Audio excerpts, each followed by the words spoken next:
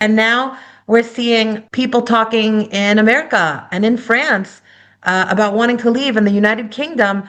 And it reminds me of that presentation from the Anna Museum, which is like a big red flag for me.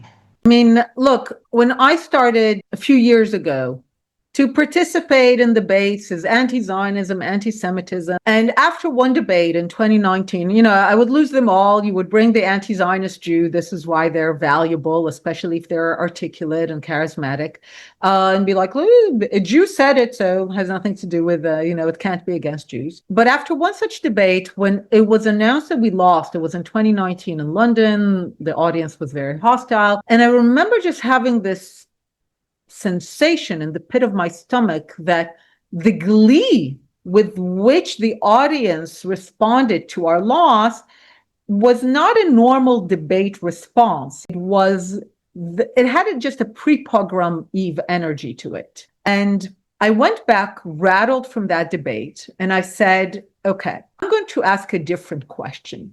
Not in theory is anti-Zionism the same as anti-Semitism in every aspect.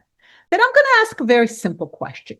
What happens to Jews when anti-Zionism becomes institutionalized? That it essentially becomes the law of the land, right? In Egypt and Iraq, they legislated against Zionism, literally did that. The Soviet Union legislated against Zionism. So what happens when it becomes institutionalized? And here, the track record is definite with no exceptions. The environment turns hostile to Jewish life, both individual and collective, even as the anti-Zionists claim we love Jews, we have nothing against Jews, Jews are great. And of course, if this is not stopped, then ultimately the Jews leave and no Jews are left.